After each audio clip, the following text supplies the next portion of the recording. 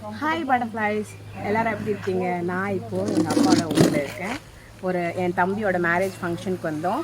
So நாங்கள் இங்கே வந்து இது லுங்கு வந்து சென்னையில் பார்த்திங்கன்னா ரொம்ப காஸ்ட்லியாகவும் இருக்குது, சில பேருக்கு ஃப்ரெஷ்ஷாகவும் இல்லைன்னு சொல்கிறாங்க. ஸோ நாங்கள் நிறைய வாட்டி அங்கே கட் பண்ணும்போது நாங்கள் சொல்லுவோம் எங்கள் அப்பா ஊர்லேயும் இருக்குன்னு. யாரும் நம்ப மாட்டாங்க.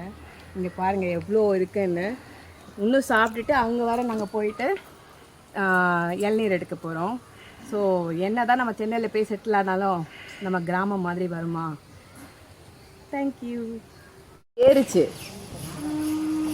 அங்கே செடி மாதிரி ஒன்று இருக்குல்ல, புல், அந்த செடியில் உட்காந்துருக்கு பாருங்க ஒன்று. இங்கே வந்து தெரியலையே, தண்ணி பாம்பு தான் இந்த காலில் இது பண்ணோன்னு கடிச்சோடனே அது வந்து முட்டைப்பால் போய் நாங்கள் வச்சுட்டு வந்துட்டோம். அதை போய் அப்பாலாம் போய் அடிச்சிட்டாரு. அதனால்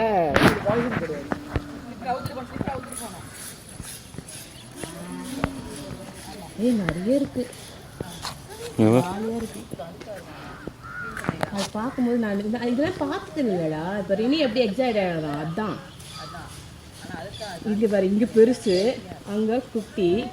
அந்த குட்டி தான் வந்து அந்த செடியில் இறங்கும் புல்லில் வந்து அப்படியே இப்படி இப்படி போச்சு. சும்மா போது பாரு, உனக்காக பார்க்குறீங்களா இல்லையா? ஸ்னேக் பார்க்குறீங்களா? போது பாரு. இல்லை, நீ ஓடுறீங்க. ஐயோ, நீங்க ஓடுறீங்க. வா.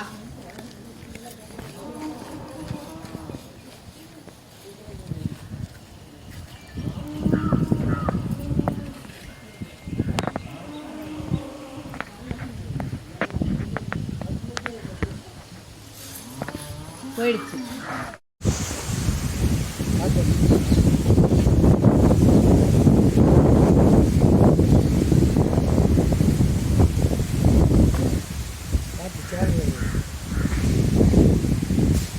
சும்மா உட்காந்தாவே இப்படி காற்றடிக்குது செம்மையா. அதான் வில்லேஜை விட்டு வர மாட்டீங்க, எல்லாம் வில்லேஜில் என்ஜாய் பண்ணுறீங்க. நல்லா வில்லேஜில் நல்லா என்ஜாய் பண்ணுறீங்க.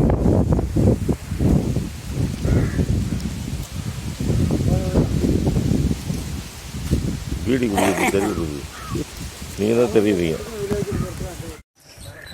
ஹாய், நாங்கள் இப்போது அம்மா வீட்டிலேருந்து இப்போ நாங்கள் சென்னைக்கு கிளம்புறோம். சான்ஸே இல்லைங்க. நான் எப்பவுமே சொல்கிறது தான், நல்லா காற்று, இயற்கை காற்று, நல்ல இயற்கையான விளையிற அந்த ஃபுட்டு. ஸோ நிம்மதியான ஒரு, எப்படி சொல்கிறது, நல்ல தூக்கம் கிடைக்குங்க இங்கெல்லாம். ஏன் அப்படின்னா,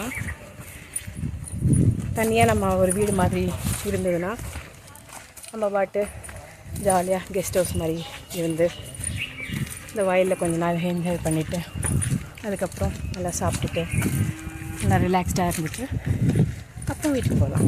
எப்படி நல்லா இருக்கும்ல. நாங்கள் எப்போயாவது இங்கே வருவோம்.